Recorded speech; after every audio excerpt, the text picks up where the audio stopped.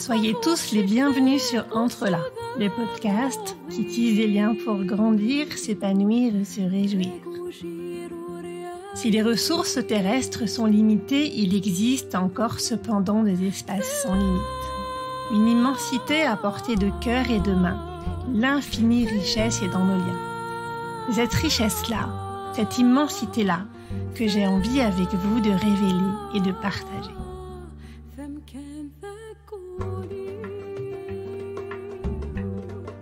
J'avais à choisir entre plusieurs interviews presque prêtes à vous partager, jusqu'à ce que quelque chose d'autre s'impose à moi.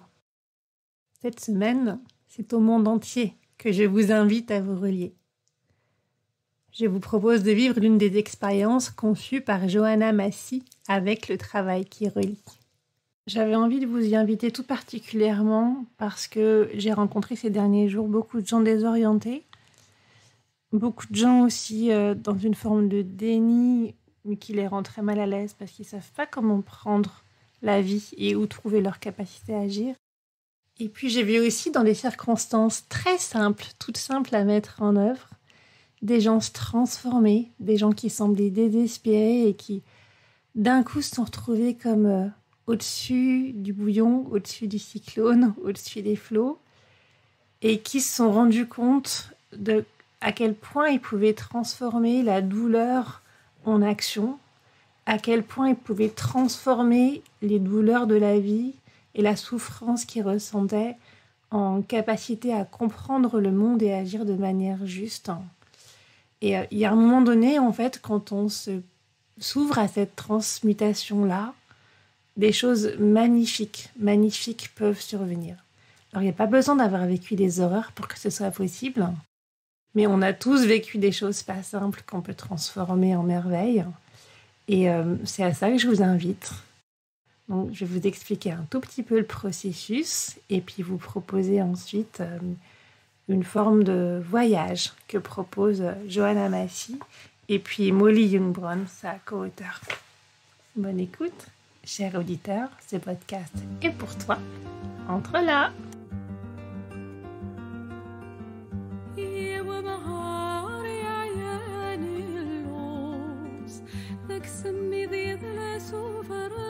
Les spiritualités, vous le savez, affirment que nous ne sommes jamais seuls.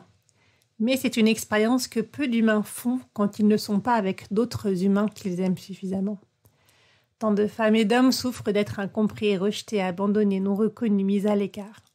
Quand ce sentiment d'isolement se mêle à la pensée que les humains sont en train de détruire toute la beauté et la diversité de notre magnifique planète Terre, le désespoir est proche. Il est justifié. Les éléphants, les baleines, les grands mammifères jusqu'aux plus petits insectes disparaissent en masse. Les chiffres sont vertigineux. Les territoires des panthères et des grands félins sont presque partout brûlés, accaparés. Les grands félins sauvages sont tous en train de disparaître. C'est dramatique. Quelle solution ? Plutôt que de nous laisser submerger par le désespoir et l'impuissance, Johanna Massy propose le travail qui relie. Je l'ai expérimenté plusieurs fois. Avec une joie infinie, avec une joie profonde, avec une joie durable, malgré tout. C'est un travail profond, salvateur, dont j'aimerais aujourd'hui vous parler. Avec Anna Evans, depuis début 2017, nous avons animé des ateliers de reconnexion au vivant, à notre terre animale, des ateliers pour soutenir durablement les personnes engagées pour la préservation des animaux et de la biodiversité, des ateliers pour apprendre des animaux, pour vivre plus heureux avec eux, pour leur faire une place, pour habiter ensemble le monde. Dans ce sillage, le travail qui relie a fait pour nous merveille. Les ateliers qui sont proposés dans le livre « Éco-psychologie pratique et rituelle pour la Terre, revenir à la vie », qui sont publiés aux éditions du Souffle d'Or, sont très bien expliqués. Ce livre est une belle source d'expérience et d'action collective. Le travail qui relie nous sort de l'isolement comme il nous sort du désespoir. Il nous relie à la gratitude pour ce qui a été, pour ce qui est, pour tout ce qui est là. Vous le savez peut-être, il faut ralentir pour sentir. Il faut ralentir pour se relier. On entre alors dans la présence. Une qualité d'être au monde qui est là depuis toujours et qui n'attendait que nous pour se révéler, pour émerger. qui n'attendait que nous soyons disponibles. Cette présence est délice. Et cette merveille est contagieuse. J'ai remarqué des dizaines de fois qu'il suffisait que j'y plonge pour que tous autour puissent y aller à leur tour. Par simple mimétisme. C'est impressionnant. Et pour tous, qu'est-ce que c'est bon. Une fois plongés dans la gratitude, une fois arrimés au réel, nous pouvons, à l'invitation de Johanna Macy, honorer la douleur, porter un nouveau regard et aller de l'avant. Avant d'entrer dans l'automne et dans l'hiver, qui peut nous rendre un peu tristounes, j'avais envie de réveiller notre élan vital, cet élan dont tout part, cet élan qui est notre source primordiale et que l'automne et l'hiver nous invitent tout spécifiquement à aller chercher. J'avais envie de vous partager le voyage que propose Johanna Macy de la réminiscence et du long souvenir. Yves Michel, qui est fondateur et dirigeant des éditions du Souffle d'Or, m'a autorisé à vous le partager. Juste avant, peut-être pour que vous rentriez encore plus facilement dedans, j'aimerais vous partager quelques-uns des postulats de départ de Johanna Macy et de sa co-auteure Molly Young-Brown. Voici ce qu'elles proposent toutes les deux. Ce monde duquel nous sommes issus et dont nous faisons partie est vivant. C'est pas une poubelle ni un entrepôt de ressources, c'est notre corps même. Deuxième postulat. Notre véritable nature est beaucoup plus ancienne et plus inclusive que le soi séparé défini par l'habitude et la société. Troisième postulat, notre douleur pour le monde naît de notre interdépendance avec tous les êtres, d'où provient aussi notre pouvoir d'agir en leur nom. Là, vous entendez sans doute comme un écho à l'interview d'Olivier Frérot, qui est dans l'un des épisodes de ce podcast, et puis à celle aussi d'Anne Evans. Lorsqu'on nie ou qu'on réprime sa souffrance pour le monde, ou qu'on la traite comme une pathologie personnelle, le pouvoir de participer à son auto-guérison s'en trouve diminué. La douleur que nous ressentons pour le monde provient du fait que nous sommes tous interdépendants. Et ça tombe bien, parce que c'est parce que nous ressentons cette douleur et parce que nous sommes interdépendants que nous pouvons agir et que nous pouvons agir au nom de ceux dont nous sommes interdépendants. Ce déblocage a lieu quand notre douleur pour le monde n'est pas seulement reconnue, mais ressentie. C'est vraiment quelque chose qu'on oublie souvent, que ressentir, c'est pas se plonger dans la douleur pour se laisser submerger et puis en sortir. Au contraire, c'est se laisser traverser pour que l'information vienne, pour que la douleur traverse, que la transformation se fasse, que nous puissions ainsi transmuter et transformer le monde entier à notre tour. Ça, c'est pas ce que disent Johanna et puis Molly, mais je vous le partage parce que on l'oublie très souvent, en fait. On pense qu'en surnageant, on va rester au-dessus des choses et c'est en partie vrai seulement. Parce que pour pouvoir transformer le monde, il faut pouvoir rentrer dedans, l'habiter vraiment. Donc les informations suffisent pas, en fait. Il faut vraiment aller dedans. Johanna et Molly nous disent ce n'est que lorsque nous pouvons découvrir l'aspect fluide et dynamique des émotions qu'elles révèlent au niveau viscéral notre appartenance mutuelle à la toile de la vie. Il y a vraiment quelque chose de l'ordre du ressenti profond, de la traversée, du lien avec le vivant. Et c'est vraiment cette expérience à laquelle je vous invite aujourd'hui. Lorsqu'on se relie à la vie en choisissant de porter sa propre douleur à son égard, l'esprit recouvre sa lucidité naturelle.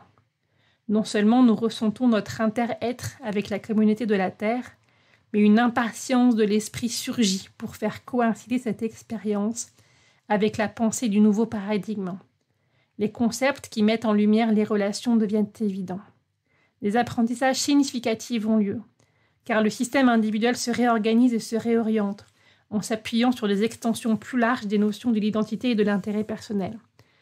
C'est une formule qui vous paraît peut-être un petit peu théorique, qu'elle propose Je vais vous en donner quelques exemples. Il y avait des personnes avec qui on était, qui ont eu des révélations, des prises de conscience. Vous savez, ces prises de conscience qui sont des choses qui peuvent paraître extrêmement simples, mais qui nous arrivent à certains moments, quand c'est le bon moment pour nous, au bon endroit.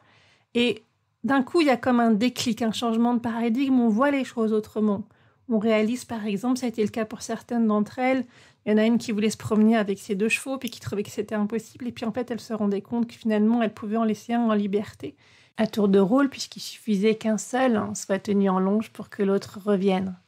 Et là, elle a vécu des sensations d'appartenance à un troupeau magique, fabuleuse. Et c'était une joie immense, une joie interespèce qu'ils ont vécu tous ensemble. Une autre aussi qui parlait des relations avec son entourage et une toute petite prise de conscience, petite chose qui fait que quand on se rend compte qu'on est relié et qu'on laisse un peu faire, toutes les choses peuvent se réorganiser, se poser différemment. On les voit soudain d'une manière beaucoup plus éclairée et il y a une fluidité en fait qui émerge de notre pensée, de notre façon d'agir et qui se retrouve dans toutes les expériences qu'on vit. Peut-être que d'autres exemples viendront après. En tout cas, maintenant, je voudrais vous partager cette expérience de la réminiscence et du voyage. Alors, c'est un peu une forme de méditation. Vous pouvez le vivre comme ça. Un texte assez long que je vais vous lire, que je vous propose d'écouter tranquillement, peut-être en fermant les yeux et en vous imaginant ce grand voyage, un peu comme dans les émissions de Jean-Claude Amezen, qui, en nous racontant des études scientifiques, nous emmenait faire des voyages extraordinaires avec tous les animaux et les insectes du monde entier. Donc installez-vous confortablement, détendez-vous, lâchez les tensions, posez-vous, sentez vos points d'appui, sentez vos hanches, votre bassin, votre colonne vertébrale. Vous voyez s'il y a des endroits où ça peut se détendre. Détendez la mâchoire, les cervicales, le front, respirez amplement. Sentez le diaphragme qui se détend, qui monte et qui descend à mesure que vous inspirez, que vous respirez. Et partons dans ce grand voyage. Accompagnez-moi dans ce voyage vers le passé. Un voyage qui nous permet de nous souvenir de qui nous sommes. Nous commençons par les battements du cœur. Placez votre main sur votre cœur. Sentez ces battements. Écoutez-les. Placez votre main sur votre cœur. Sentez ces battements et écoutez-les. Et suivez cette pulsation en remontant le temps des longues durées. Suivez cette pulsation jusqu'au tout premier feu au commencement du temps, l'immense naissance ardente de l'univers, il y a quelques 15 milliards d'années. Vous y étiez, j'y étais. Car les cellules de notre corps consument aujourd'hui la même énergie.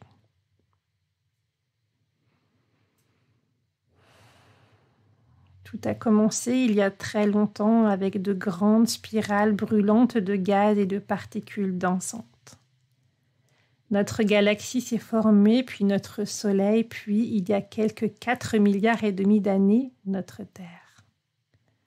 La Terre était de roches et de cristal sous lesquels brûlaient des feux prodigieux. À travers l'éternité des âges, elle s'est refroidie en dessous du seuil de l'ébullition. Il a commencé à pleuvoir. Et les océans sont nés. Dans ces mers chaudes, sous un ciel sombre de cette danse entre la roche et l'air, l'eau et le feu, la vie organique est apparue. Pouvez-vous vous souvenir de votre vie sous forme de créature unicellulaire, un être élémentaire flottant dans la mer océan? Seulement entouré d'une fine membrane, vous êtes une bactérie se nourrissant de minéraux dans ce bouillon salé. Dans la mer chaude, vous êtes poussé par les courants, emporté par le vent.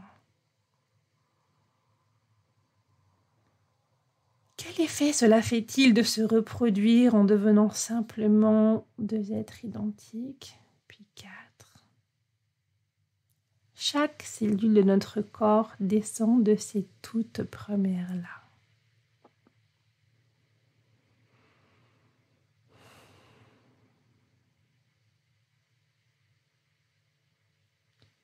Certains d'entre nous apprennent à utiliser directement l'énergie du soleil et deviennent des plantes.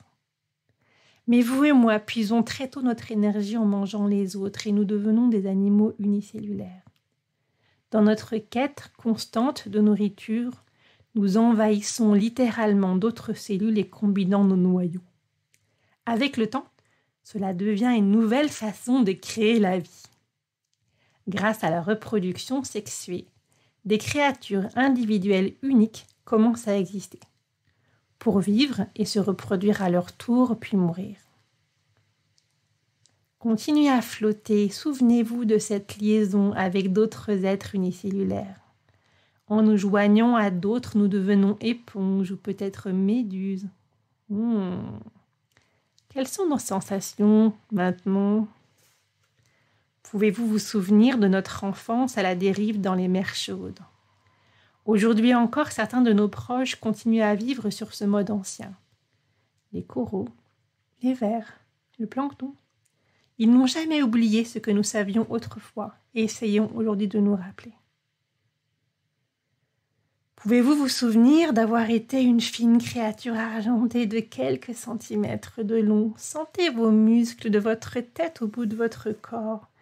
Sentez la force et la structure qui se solidifient peu à peu et qui devient au cours des âges un chapelet de vertèbres sur toute la longueur du corps. Nous avons façonné la première colonne vertébrale. Nous pouvons désormais nager à merveille grâce à nos nageoires, tandis que l'eau passe à travers nos branchies. Une éternité s'écoule. Nos branchies se transforment lentement en poumons. Nous commençons à respirer l'air riche et âpre, tandis que nos nageoires deviennent de puissants lobes que nous utilisons pour nous traîner dans la boue des lacs qui s'assèchent. Nous retournons dans l'eau pour pondre et nos petits y commencent encore leur vie. Vous souvenez-vous d'avoir émergé de l'eau et levé les yeux vers le soleil, comme nos cousins amphibiens, les grenouilles, les crapauds et les salamandres le font encore aujourd'hui? Clignez des yeux dans cette lumière et aventurez-vous de plus en plus loin dans cet étrange nouveau monde. Des millions d'années passent. Nous faisons encore des rêves d'amphibiens, mais le monde change autour de nous. Les marécages s'assèchent et nous apprenons à transporter l'eau nécessaire à nos petits dans les coquilles de nos œufs reptiliens. À présent, nous pouvons vivre tout le temps sur la terre ferme. Nous avons développé des membres qui prolongent notre corps et bougent ensemble en alternance. Quel effet cela fait-il de se déplacer sous cette nouvelle forme, en rampant sur la terre, en mangeant des insectes et d'autres petites créatures? Nous accumulons la chaleur du soleil le jour et laissons notre cœur ralentir et se reposer la nuit. Certains de nos cousins deviennent immenses, acquièrent des dentitions et émettent des beuglements qui résonnent sur la terre jusqu'alors silencieuses. D'autres voient leurs membres devenir des ailes et leurs écailles des plumes. Leurs os s'allègent, leur cœur s'accélère, se réchauffe. Leurs enfants sont à présent des oiseaux. Et certains de nos cousins se contentent d'être lézards, tortues, alligators, serpents rampant sur le ventre. Ils conservent aujourd'hui l'ancienne sagesse et les traditions. Mais nous, avec d'autres cousins, nous prenons un chemin tout différent. De la fourrure pousse sur notre corps. Et nous conservons la chaleur du soleil en utilisant l'énergie contenue dans la nourriture. Nous laissons nos petits se former en nous afin de les garder au chaud et en sécurité. Ils nécessitent plus de soins, mais plus d'entre eux survivre. Nos jambes deviennent plus longues et plus rapides. Mammifères primitifs, nous sommes nocturnes. Nous nous cachons des dinosaures le jour et nous chassons la nuit. Comme nous sommes alertes en nous élançant parmi les racines des grands arbres en quête de nourriture, prêts à fuir des grandes mâchoires. Souvenez-vous du retour à la tanière souterraine où vous vous êtes blottis pour dormir tous ensemble au chaud. Pendant notre sommeil, le règne des dinosaures se termine et nous, les mammifères, nous pouvons désormais occuper l'espace. Certains de nos cousins retournent dans l'eau et deviennent des dauphins ou des baleines. D'autres, comme nous, restent sur terre et deviennent des gazelles ou des lémuriens, des kangourous, des souris ou de grands fauves. Sauf au repos, notre ventre touche rarement le sol maintenant. Nous essayons des milliers de formes différentes et des milliers de façons de vivre. Et celles qui réussissent se perpétuent. Nous sommes maintenant entourés d'incroyables réserves de sagesse et de diversité issues des descendants de ses cousins. Nous poursuivons notre chemin. Nous nous déplaçons sur les mains et les pieds avec plus d'aisance. Nous sautons et nous grimpons. Dans les grands arbres, nous courons sur les branches et nous nous y balançons.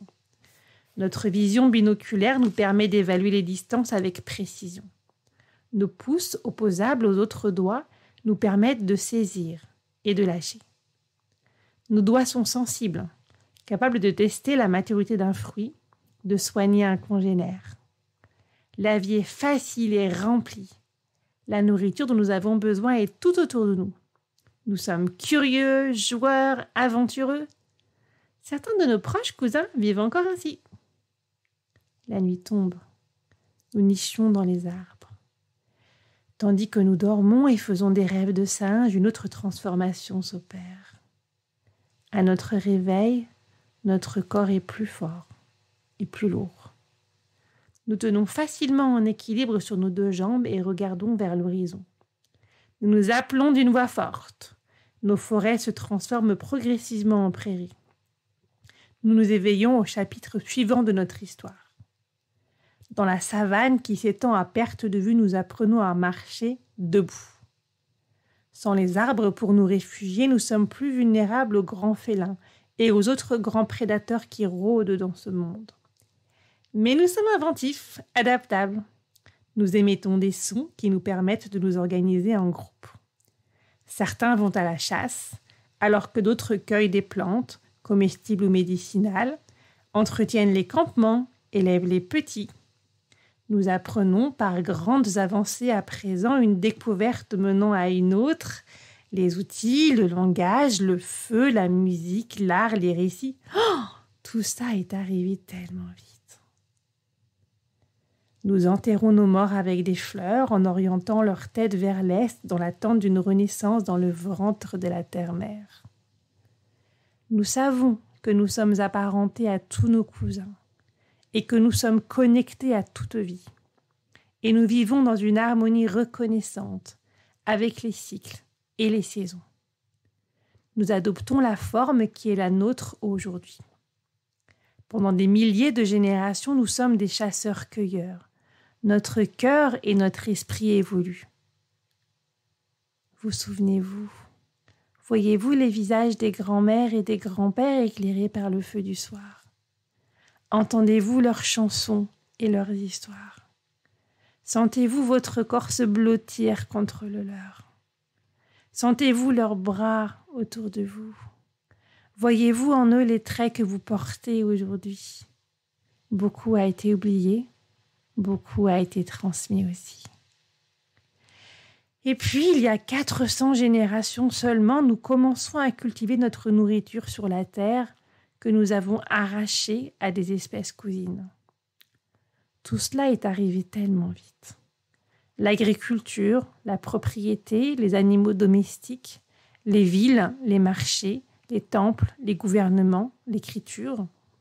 Nous construisons des barrières et des fortifications. Nous possédons des maisons où conserver nos biens et dormir à l'abri des autres. Certains d'entre nous commencent à croire que nous sommes séparés de notre monde, des êtres à part. La nuit tombe. Nous dormons encore. Puis nous ouvrons les yeux en humains modernes. Nous nous réveillons enfermés entre les murs d'un appartement urbain ou d'un pavillon de banlieue, dans un monde construit par des machines. Que sentons-nous maintenant? Que touchons-nous? Que voyons-nous? Qu'entendons-nous? Comment est-ce arrivé si vite? Les autoroutes, les automobiles, les gratte-ciels, les avions, les télévisions, les interminables rayons de supermarchés remplis de conserves et de boîtes de nourriture transformées. Nous nous frayons un chemin dans les rues encombrées des villes. Nous n'avons pas touché la terre ni un cousin sauvage depuis des semaines. Les forces que nous avons libérées assombrissent l'air, coupent et brûlent les arbres et nous font suffoquer, nous-mêmes et tous nos proches. Tout cela est arrivé tellement vite. Pourtant, nous sommes ceux qui peuvent se souvenir. Nous pouvons nous souvenir de qui nous étions. nous pouvons nous rappeler de nouveau que nous sommes reliés à toutes choses, que nous sommes une danse de terre et d'air, d'eau et de feu. Et nous savons que nous sommes plus encore.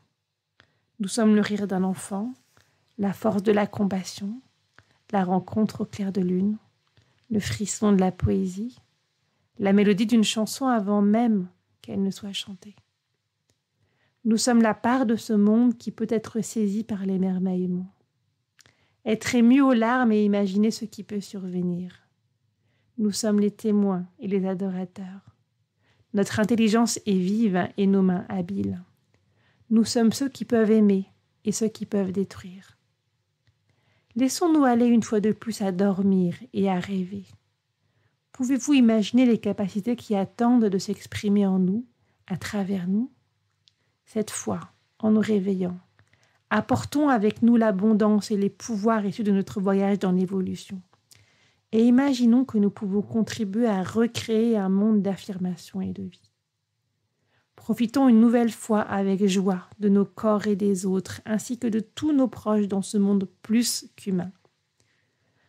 Vous et moi avons vécu en harmonie avec la Terre pendant des millions d'années, et ce savoir ne s'est pas perdu. Il est temps à présent de puiser dans ses souvenirs et ses forces, et de laisser émerger de nouvelles approches, pour que le feu puisse encore brûler, pour que la pulsation ne s'arrête pas, pour que la danse de la vie puisse continuer. Merci à vous.